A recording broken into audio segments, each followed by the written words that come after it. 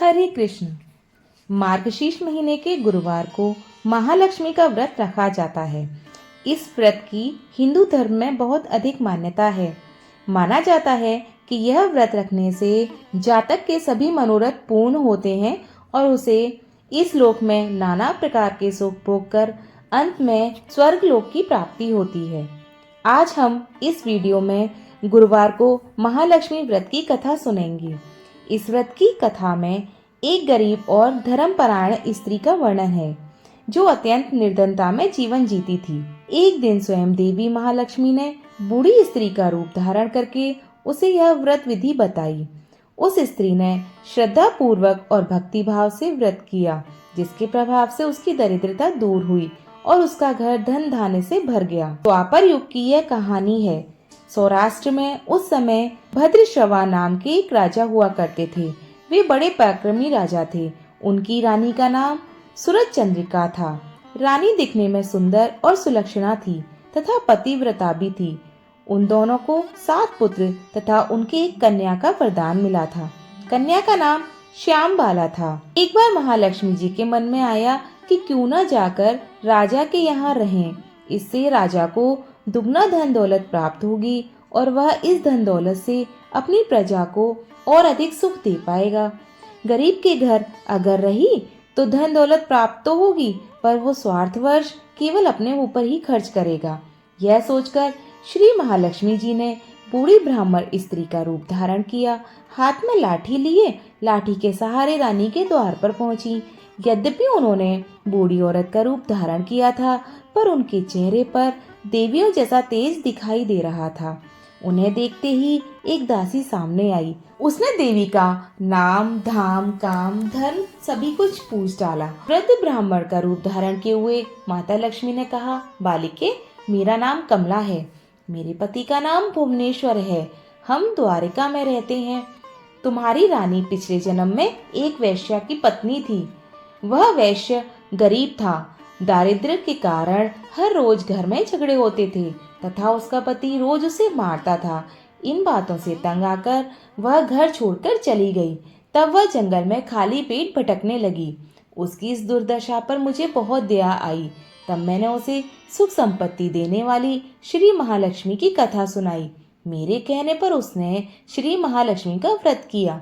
श्री महालक्ष्मी उसके व्रत करने से प्रसन्न हुई और उसकी गरीबी दूर हो गई। उसका घर संसार, दौलत, संपत्ति, संतति से भर गया। बाद में पति पत्नी दोनों परलोक को सिधार गए। लक्ष्मी व्रत करने के कारण वे लक्ष्मी लोक में रहे। उन्होंने जितने साल महालक्ष्मी का व्रत किया, उतने हजारों साल उन्हें सुख भोगना पड़ा। इस जन्म में उसका जन्म राजघराने में हुआ है, परंतु वह श्री महालक्ष्मी का व्रत करना भूल गई है। उसे यही याद दिलाने के लिए मैं यहाँ पर आई हूँ। बुढ़िया की बातें सुनकर दासियों ने प्रणाम किया तथा श्री महालक्ष्मी का व्रत किस प्रकार किया जाता है यह जानने के लिए उसने बुढ़िया से पूछा कि हे माता जी, श्री माता लक्ष्मी का व्रत किस प्रकार किया जाता है? यह व्रत की महिमा और उसकी पूजन विधि आप मुझे बताइए। इसके बाद वह दासी माता को प्रणाम कर रानी को बताने अंदर चली गई। राजभवन में रहते हुए रानी को अपने ऐश्वर्य का बहुत घमंड हो गया था। संपत्ति तथा अधिकार की वजह से वह उन्मुक्त हो गई थी।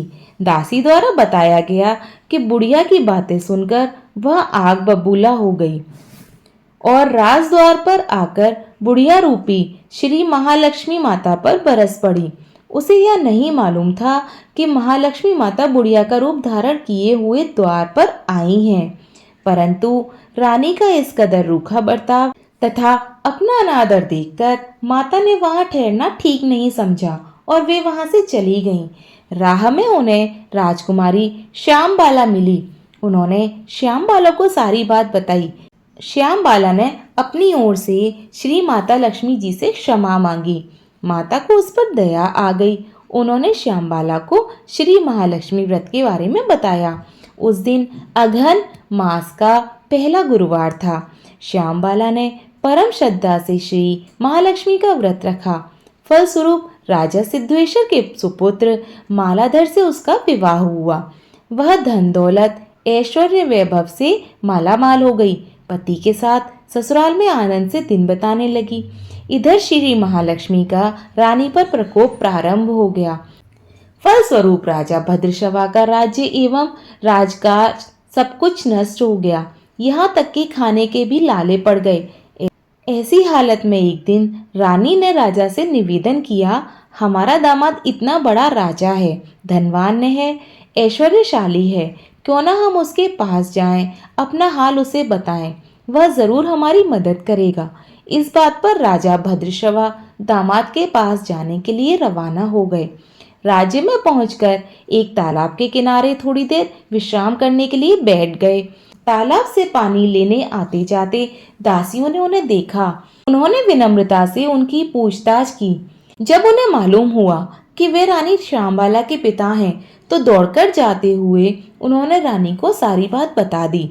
रानी ने दासी के हाथ राज परिधान भेजकर बड़े ठाट से उनका स्वागत तथा सत्कार किया, खान पान करवाया। जब वे लौटने लगे तो सोने की मोहरों से भरा हुआ घड़ा दे दिया।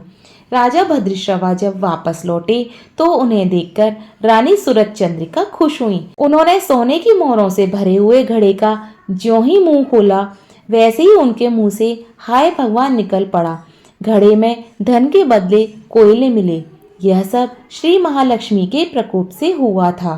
इस प्रकार दुर्दशा में कई दिन बीत गए। इस बार रानी स्वयं अपनी कन्या के पास गईं। वह दिन अघन मास का अंतिम गुरुवार का दिन था। श्यामबाला ने श्री महालक्ष्मी का व्रत किया, पूजा की और अपनी माता से भी व्रत करवाया। इसके बाद रानी अपने घर आ गईं। श्री महालक्ष्मी का व्रत रखने पर उसे फिर से अपना राजपाट, धन दौलत, ऐश्वर्य पुनः प्राप्त हो गया। वह फिर से सुख शांति आनंद में जीवन बिताने लगी। कुछ दिनों बाद राजकन्या श्यामबाला अपने पिता के घर आई। उसे अपने घर देखकर सूरज चंद्रिका को पुरानी बातें याद आ गईं। यही कि श्यामबाला ने अपने पिता को घड़ा भर कोयला दिया था और उसे तो कुछ भी नहीं दिया था। इसी कारण श्यामबाला को पिता के घर आने पर उसका कोई आदर आतिथ्य नहीं हुआ, बल्कि अनादर हुआ। पर उसने इस बात का बुरा नहीं माना। अपने घर लौटते समय उसने पिता के घर से थोड़ा नमक ले लिया। अपने घर लौटने पर उसके पति ने पूछा, अपने मायके से क्या लाई हो? इस पर उसने जवाब दिया, वहां का सार लाई हूँ। पति ने पूछा, इसका मतलब क्या हुआ? श्यामबाला ने कहा, थोड़ा धीरज रखें, अभी मालूम हो जाएगा। उस दिन श्यामबाला ने सारा भोजन नमक डाले बिना ही बनाया और पति को परोस दिया। पति ने खाना चखा। सारा खाना नमक के बिना बेस्वाद लगने लगा। फिर श्यामबाला ने थाली में नमक डालकर दोबारा से भोजन परोसा तो वह भोजन स्वादिष्ट लगने लगा। तब श्यामबाला ने पति से कहा, यही है वह मायके से लाया हुआ सार। पति को उसकी बातें सही लगीं। फिर वह दोनों हंसी मजाक करते हुए भोजन करने लगे। कहा गया है कि इस तरह जो कोई श्रद्धा भाव से श्री महालक्ष्मी की पूजा करे, उसे माता की कृपा प्राप्त होती है, सुख संपत्ति शांति प्राप्त होती है, मनुष्य की सभी मनोकामनाएं पूर्ण होती हैं। परंतु यह सब प्राप्त होने पर माता की पूजा को भूलना नहीं चाहिए। हर गुरुवार को व्रत पाठ करना आवश्यक है तथा इस तरह श्री महालक्ष्मी की महिमा भक्तों की मनोकामना पूर्ण करती है। आइए अब सुनते हैं दूसरी कथा। एक गांव में एक गरीब ब्राह्मण रहता था। वह नियमित रूप से जगत के पालनहार श्री हरि विष्णु की आराधना करता था। उसकी पूजा भक्ति से प्रसन्न होकर उसे भगवान श्री हरि विष्णु ने दर्शन दिए और ब्राह्मण से वर मांगने के लिए कहा। तब ब्राह्मण ने लक्ष्मी जी का निवास अपने घर में होने की इच्छा जाहिर की। तब विष्णु भगवान ने लक्ष्मी जी की प्राप्ति का मार्ग बताया। उन्होंने बताया कि मंदिर के सामने एक स्त्री आती है जो यहाँ आकर उपले थापती है। तुम उसे अपने घर आने का निमंत्रण देना, वही देवी लक्ष्मी है। विष्णु जी ने ब्राह्मण से कहा, जब धन की देवी माँ लक्ष्मी तुम्हारे घर पधारे तो तुम्हारा घर धन और धान्य से भर जाएगा। यह कहकर विष्णु जी चले गए। अगले दिन वह सुबह ही मंदिर के सामने बैठ गया, लक्ष्मी जी उपले थापने के लिए आई तो ब्राह्मण ने उनसे अपने घर आने का निवेदन किया। ब्राह्मण की बात सुनकर लक्ष्मी जी समझ गईं कि यह सब विष्णु जी ने किया है। लक्ष्मी जी ने ब्राह्मण से कहा, मैं चलूंगी तुम्हारे घर, लेकिन इसके लिए पहले तुम्हें महालक्ष्मी व्रत करना होगा। 16 दिनों तक व्रत करने और 16वें दिन रात्रि को चंद्रमा को अर्घ देने से तुम्हारा मनोरथ पूर्ण हो जाएगा। ब्राह्मण ने देवी के कहे अनुसार व्रत और पूजन किया और देवी को उत्तर दिशा की ओर मुंह करके पुकारा। इसके बाद देवी लक्ष्मी ने अपना वचन पूरा किया। मान्यता है कि उसी दिन से इस व्रत की परंपरा शुरू हुई। बोलिए माँ लक्ष्मी की जय। ओम जय लक्ष्मी माता मैया जय लक्ष्मी माता, तुमको निश दिन सेवत हर विष्णु विधाता। ओम जय लक्ष्मी माता उमा रमा ब्रह्माणी, तुम ही जग माता मैया तुम ही जग माता। सूर्य चंद्रमा ध्यावत नारद ऋषि गाता। ओम जय लक्ष्मी माता दुर्गा रूप निरंजनी, सुख संपत्ति दाता मैया सुख संपत्ति दाता। जो कोई तुमको ध्याता रिद्धि सिद्धि धन पाता। ओम जय लक्ष्मी माता तुम पाताल निवासिनी, तुम ही शुभ दाता मैया तुम ही शुभ दाता। कर्म प्रभाव प्रकाशिनी भवनिधि की त्राता। ओम जय लक्ष्मी माता जिस घर में तुम रहती सब सद्गुण आता मैया सब सद्गुण आता। सब संभव हो जाता मन नहीं घबराता। ओम जय लक्ष्मी माता तुम बिन यज्ञ न होवे वस्त्र न कोई पाता मैया वस्त्र न कोई पाता। खान पान का वैभव सब तुमसे आता।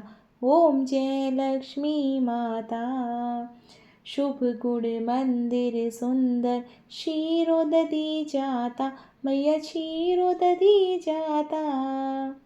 रत्न चतुर्दश तुम बिन कोई नहीं पाता। ओम जय लक्ष्मी माता महालक्ष्मी जी की आरती जो कोई जन गाता मैया प्रेम सहित गाता। और आनंद समाता पाप उतर जाता। ओम जय लक्ष्मी माता जय लक्ष्मी माता मैया जय लक्ष्मी माता, तुमको निश दिन सेवत हर विष्णु विधाता। ओम जय लक्ष्मी माता। महालक्ष्मी नमस्तुभ्यं नमस्तुभ्यं सुरेश्वरी हरिप्रिये नमस्तुभ्यं नमस्तुभ्यं दयानिधे। पद्मालये नमस्तुभ्यं नमस्तुभ्यं च सर्वदे। सर्वभूत हितार्थाय वसु सृष्टि सदा कुरुम। सब बोलो लक्ष्मी माता की जय।